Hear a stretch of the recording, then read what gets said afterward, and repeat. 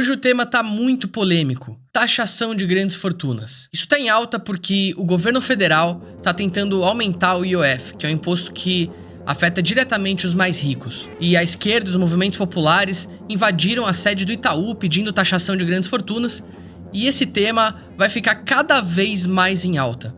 Para você entender se a gente deve ou não taxar grandes fortunas, a gente vai apresentar 4 motivos a favor e 4 motivos contrários à taxação.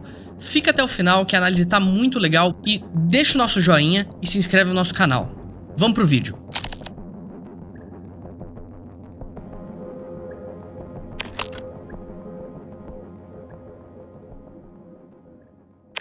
O primeiro motivo a favor é que a taxação de grandes fortunas seria uma forma de reduzir desigualdades sociais e a concentração de renda no mundo, mais especificamente no Brasil. Estudos apontam que no Brasil, o 1% mais rico corresponde a mais de 48% do capital no país. Além disso, o 1% mais rico ganha 36 vezes a mais do que o pobre. Isso gera um problema de desigualdade social. E essa desigualdade leva a indicadores ruins sociais como um todo, econômicos, de educação, de saúde. Deveria existir uma contrapartida dos bilionários para as pessoas mais pobres para diminuir essa desigualdade social e a concentração de renda. O argumento contrário a essa tese é o mais falado e o principal argumento utilizado, o da fuga de capitais. A ideia de que se você é muito rico, você tem meios o suficiente para você poder só sair do país. Se você tem 1 bilhão na sua conta, você pode, por exemplo, gastar $1 milhão e comprar o seu green card nos Estados Unidos e sair do país. Isso aconteceu em casos práticos. Então, um caso que a gente vai usar muito nesse vídeo é o da França. A França, entre 1988 e 2017, implementou impostos sobre grandes fortunas. O que aconteceu? Uma fuga de capital massiva. A França perdeu em torno de 200 bilhões de euros no período em que implementou o imposto sobre grandes fortunas. Isso porque você pode só mudar a sua residência fiscal. Além da França, a Noruega também é um caso. Lá, o aumento de só 1,1% sobre grandes fortunas fez com que 54 bilhões de euros migrassem para fora da Noruega. Isso gerou uma grande fuga de capitais. A segunda teoria é a do repasse. A ideia de que se você tem bilhões de reais, você é um grande empresário. Aqui a gente tem diversos exemplos. Você é um Wesley Batista, um Abílio Diniz, gente que controla grandes empresas. E você pode só repassar esse imposto na cadeia produtiva. E isso afetaria o consumidor. Então, em vez de você comprar um iPhone a R$5 mil, você vai comprar a R$6 mil, porque esse imposto ele foi diluído e repassado para frente. E quem paga é você.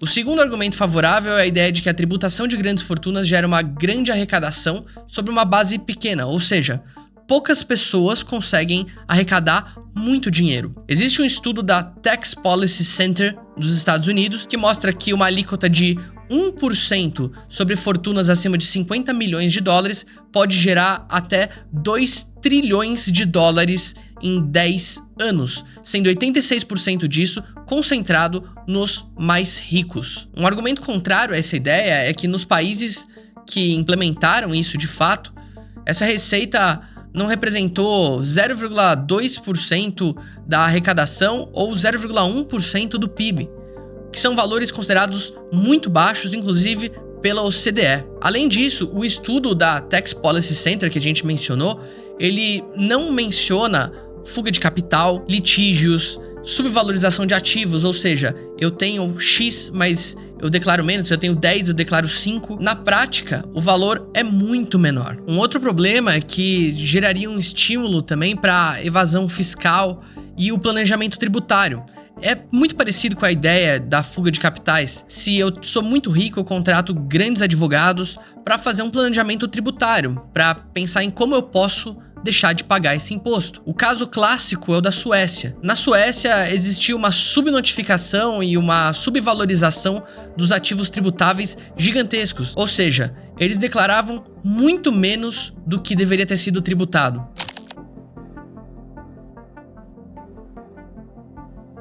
O terceiro argumento favorável é a ideia da melhor alocação produtiva. E o que é esse palavrão? É a ideia de que se você é bilionário, você tem muito capital parado. Capital que não tá efetivamente rendendo nada. Ele tá só num banco. E a ideia da taxação de grandes fortunas é que parte desse capital ele pode ser utilizado para outras coisas, como por exemplo, saúde, educação, e pode melhorar os indicadores sociais do país com esse capital que é parado. Além disso, existe uma ideia um pouco marxista de uma punição dos bilionários. Ou seja, os bilionários, eles têm um capital improdutivo e esse capital não pode ficar improdutivo. É a ideia do uso social desse capital. Um dos argumentos contrários a isso é, mais uma vez, o caso francês. A ideia de que estudos indicam que na França existiu uma redução de 0,2 pontos percentuais do PIB por ano. Ou seja, se a ideia foi utilizar e aquecer a economia para novos programas sociais, etc., isso só diminuiu o PIB. Se diminuir o PIB, você diminui todos os indicadores econômicos e sociais do país. Lembra que a gente citou o caso da Noruega? A Noruega aplicou o imposto sobre grandes fortunas numa cidade chamada sei lá, eu não sei como é que fala isso daí, tá na tela.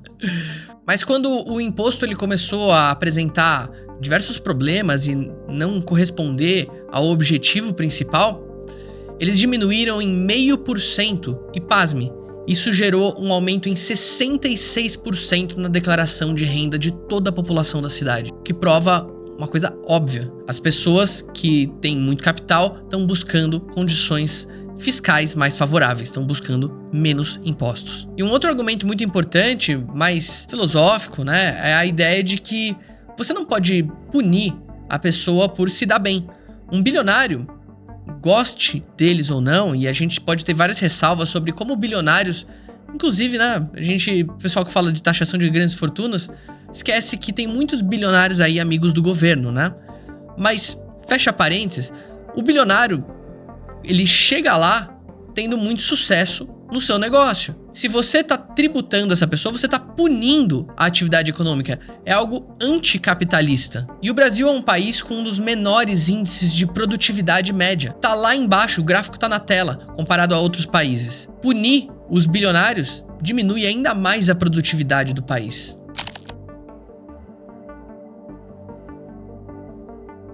E o quarto e último argumento é a ideia de que os bilionários eles são pouco tributados. Então deve ter um imposto para tributar, né, para equiparar. Embora isso seja bem questionável, proporcionalmente existe algo que faça sentido nesse argumento. Porque quando você é bilionário, você tem diversos mansões, carros que eles estão parados ou que eles passam décadas num mesmo regime tributário e proporcionalmente esse cara é tributado menos. O problema disso é que o imposto sobre grandes fortunas ele não foca exatamente nesse capital que está sendo pouco tributado. Ele foca em tudo, inclusive na atividade econômica, e volta para aquele ponto que a gente falou sobre você está tributando, em última instância, empresas dessas pessoas, porque você está tributando todo o patrimônio.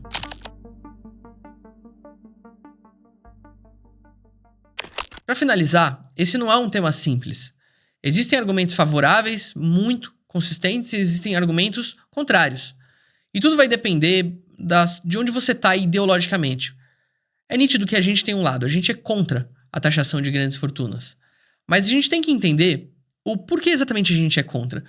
Eu acredito que, independentemente dos argumentos práticos e filosóficos, o Brasil tem muito mais a se preocupar do que só isso. Porque a gente tem diversas evidências contrárias ao funcionamento dessa tributação, que mostra que é bem questionável se vale a pena colocar em prática esse imposto ou não, mas a gente pode, por exemplo, reduzir o gasto estatal. A gente pode, por exemplo, diminuir a corrupção. A gente pode fazer iniciativas de transferência de renda para diminuir a pobreza.